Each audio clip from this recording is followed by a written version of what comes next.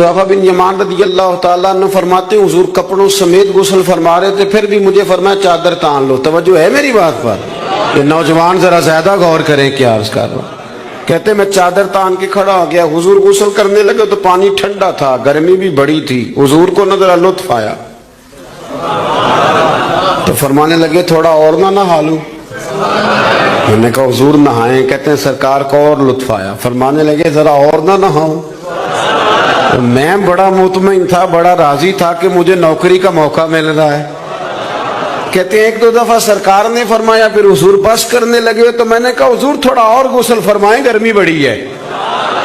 कहते सरकार और गुस्ल करने लगे। खासी देर हुजूर नहाए, गुस्ल फरमाया, फारिग हो गए ना जब, मेरा कलेजा बड़ा ठंडा था कि मैंने नौकरी कर ली। जब फारिग हो गए तो हुजूर मुझे फरमाने लगे चल अब तू गुस्ल कर। अगर रोटी बच जाए तो बंदे ड्राइवर को भेज देते, अगर कभी बच जाए। चलें आपने कौन सा मुझसे नाराज होने, आप तो अपने हैं। हजरत हुज़ैफ़ा बिन यमान रज़ियल्लाहु ताला अन्हु फरमाते हैं कि जब हुजूर गुस्ल फरमा चुके तो कहने लगे अब तू गुस्ल कर। कहते हैं मैं गुस्ल करने लगा तो सरकार ने फरमाया चादर मुझे देना, मैं तान के खड़ा हो जाऊं। यानी नबी करीम की बात कर रहा हूं। वो सारी जिंदगी पीर साहब नौकरी कराते रहते हैं, मुरीद पे चढ़ जाए ना कर्जा तो कहते हैं उसका जाती मामला है। तो जब तेरे घर झाड़ू दे रहा था फिर नहीं जाती मामला था? थोड़ी तू भी प्यार कर ले, कभी तू भी उनके साथ कह। मेरे भाई हजरत हुज़ैफ़ा बिन यमान रज़ियल्लाहु ताला अन्हु फरमाते हैं कुर्बान जाऊं, करीम रसूल ने चादर तान ली, मेरे लिए चादर तान ली, मेरे लिए। तू अमीरे हरम, मैं फकीर बेनवा, तू कुजा मन कुजा। यानी मेरे लिए चादर, मैं गलियां दा रूड़ा कूड़ा ते मैनू महल चढ़ाया साइयां। हुजूर ने चादर तान ली, कर ना गुस्ल। अगर मुझे गर्मी लग रही है तो तुझे भी तो लग रही है ना। हजरत हुज़ैफ़ा बिन यमान कहते हैं मैंने कहा हुजूर मैं बगैर चादर के। फरमाया ना मैं खड़ा रहूंगा, तू कर गुस्ल। हजरत हुज़ैफ़ा बिन यमान कहते हैं थोड़ा सा गुस्ल करके मैंने छोड़ दिया। हुजूर फरमाने लगे नहीं और नहा जरा। कहते मैंने अर्ज की या रसूल अल्लाह सल्लल्लाहु अलैहि वसल्लम मैं नहा लिया। फरमाया नहीं थोड़ा और गुस्ल कर। फरमाते मैंने और गुस्ल किया। थोड़ी देर के बाद फारिग हुआ, मैंने कहा हुजूर मेहरबानी फरमाए मैं नहा चुका। तो फरमाने लगे ना मेरी इतनी देर मैंने किया, तुम भी उतनी देर गुस्ल कर। हजरत हुज़ैफ़ा बिन यमान कहते मैं रो पड़ा। मैंने कहा महबूबा तेरे करम पे कुर्बान जाऊं, अब बस करे। हुजूर मैं नहा चुका हूं। तो हुजूर फरमाने लगे हुज़ैफ़ा घर से इकट्ठे निकले थे ना, गर्मी में एक जैसा सफर किया है ना यार, तो गुस्ल कर, मुझे अच्छा लगा। जब मेरा अपना नमाजी मुसलमान कहता है पहले पाकिस्तान के बच्चे तो पाल लो, मेरे भाई तुझे खबर ही नहीं। ये तो जाना तो कभी गुंबद खजरा पे, तो मेरे मुस्तफ़ा ने फरमाया मन अज़ा मुस्लिम फ़क़द अज़ानी। फरमाया जब मेरा मुसलमान तकलीफ में होता है तो मैं गुंबद में तकलीफ में होता हूँ, मुझे दर्द होता है, मुझे अजियत होती है। पूछ जाके महबूब पाक से मेरे अजीज, किसी को गम ही नहीं इन लोगों का, किसी को परवाह ही नहीं, कुछ सोचता ही नहीं इनके बारे में।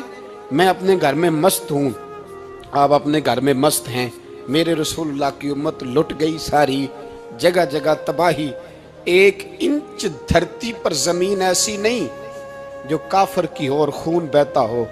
एक रेमंड डेविस अमरीकी कुत्ता यहाँ बंद था मुसलमानों के कत्ल में, उन्हें अपनी कौम की इतनी फिक्र थी वो रातों रात छुड़ा के ले गए। लेकिन मेरी और तेरी बहन आफिया सिद्दीकिया सालों से बंद है। तड़प के पूछा है मुसलमानों ने कि उसकी गलती तो बताओ, उसका कसूर नहीं पर वो बंद है। कोई नहीं बात करने वाला, कोई नहीं। मस्जिद जाने जुमा तो पढ़ाना है, उसमें गर्ज नहीं, दर्द है कि नहीं क्या, उसमें तो इतना पता है कि घंटे तकरीर है करनी है। पीर साहब सुबह से शाम तक तावीज़ लिखते, सियासतदान सुबह से शाम तक जनाजा भी तब पड़ता है कि मुझे वोट मिलेंगे। ताजर कहता है बस दुकान चलनी चाहिए, मर जाए मेरी तरफ से सारी दुनिया, बस करो, इस खौल से बाहर निकलो। ए नौजवान मुस्लिम, कभी ये तदब्बुर भी किया तूने, वो कौन सा गर्दू है जिसका है तू एक टूटा हुआ तारा? तूने सोचा ही नहीं कभी, तुझे कभी खबर ही नहीं हुई कि ये किस कदर बड़ा काम था मेरे रसूल पाक सल्लल्लाहु अलैहि वसल्लम के गुलामों जागो।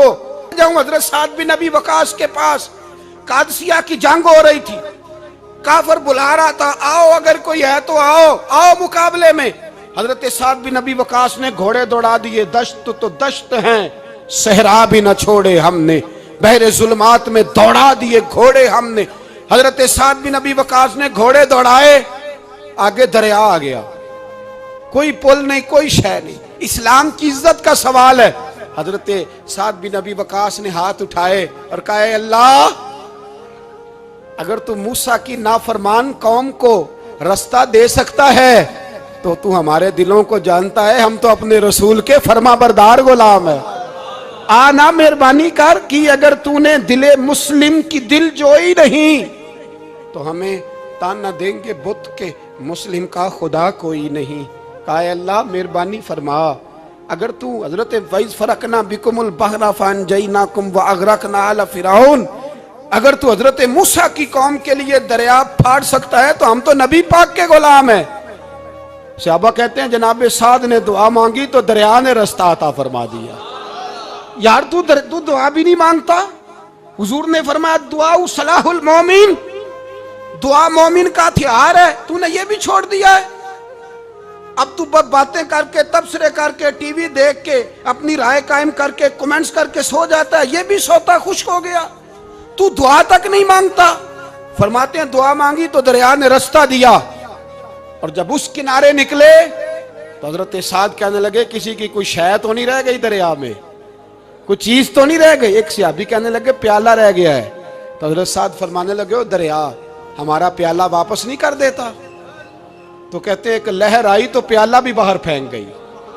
ओ भाई, हम उसी रसूल का कलमा पढ़ते हैं जिनका हजरत साद बिन नबी वकास ने कलमा पढ़ा था। और किसी जगह मेरे नबी पाक ने नहीं फरमाया अल्लाह से सहाबी की सुनेगा, बाद में आने वालों की नहीं सुनेगा, किसी जगह नहीं कहा। पर तू कशकोले दुआ भी नहीं उठाता।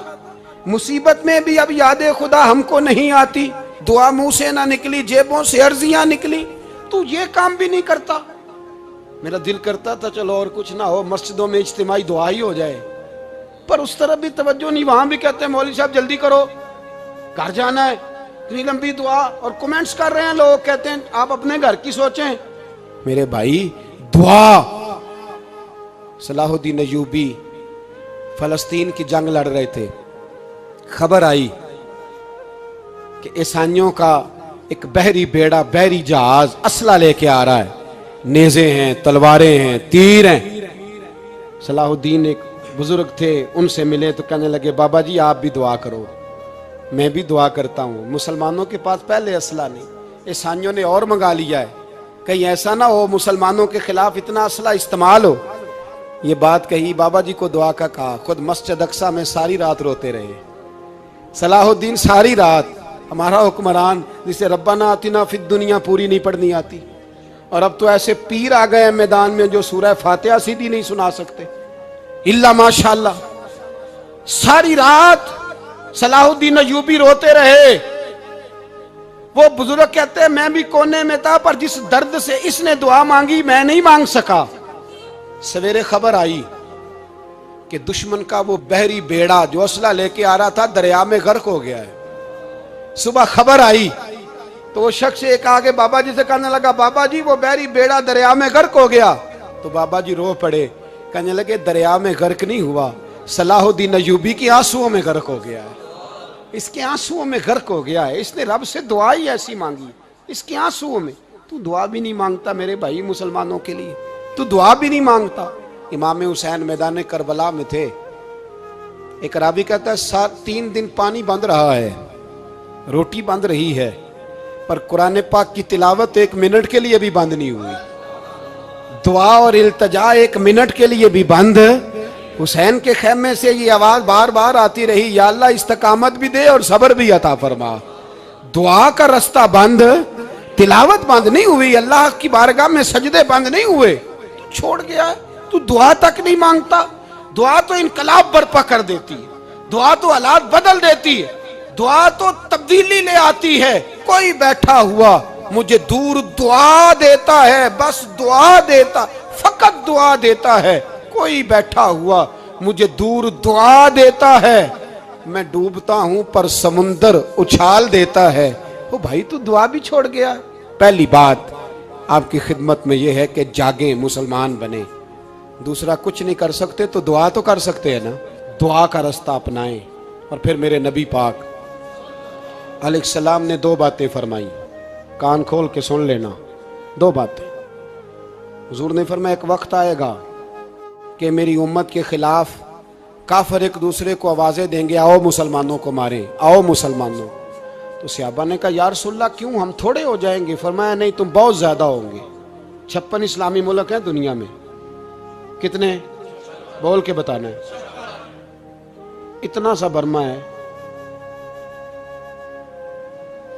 किसी गैर मुस्लिम का कुत्ता मर जाए तो ये चीख पड़ते हैं। और यहां कहती है अक़वाम मुत्तहिदा कि जी वो हमें दाखिल नहीं होने दे रहे। तो बंद करो फिर सलामती कौंसिल, तहलील कर दो, अक़वाम मुत्तहिदा खत्म करो। अगर तुम्हारी को सुनता नहीं तो बनाई क्या है? सिर्फ मुसलमानों को प्रेशराइज करने के लिए। और हमारे मुसलमान भीख मांगते फिरते हैं, कहते हैं कहा है हमने अक़वाम मुत्तहिदा से। अब तुम अपने लिए काफिर से भीख मांगोगे, काफिर से भीख मांगोगे? मेरे अजीज नबी पाक अलैहिस्सलाम ने फरमाया, काफिर एक दूसरे को बुलाएंगे, मुसलमानों को मारे। या रसूलल्लाह हम थोड़े होंगे? फरमाया बहुत ज्यादा होंगे। तो हुजूर क्या होगा? फरमाया तुम्हें वाहन हो जाएगा। या रसूलल्लाह वो क्या है? फरमाया दुनिया से प्यार हो जाएगा, मरने को दिल नहीं करेगा। दुनिया से और मरने को उस वक्त समझ लेना काफिर तुम पे हावी है। मैं अपना अंदाजा करूं, आप अपना करें। मुझे दौलत से कितना प्यार है और आपको कितना प्यार है। जाग के सुने ये लफ्ज रसूल पाक के सल्लल्लाहु अलैहि। हुजूर ने फरमाया, जब तुझे दुनिया से प्यार हो जाए, दौलत से प्यार हो जाए, इक़्तिदार से प्यार हो जाए, और जब तुझे मौत बुरी लगने लगे, तेरा मरने को दिल ना करे, फिर काफिर तेरे ऊपर चढ़ आएगा। आज दौलत ही तो रह गई है, बाकी बचा क्या है? मैं अक्सर कहता हूं शादियां नहीं होती, तिजारतें होती हैं। लड़की वाले कहते हैं कि लड़का जेवर कितना डालेगा, लड़के वाले कहते हैं लड़की जहेज कितना लाएगी। तिजारत, हर जगह दौलत, हर जगह पैसा, हर जगह सरमाया।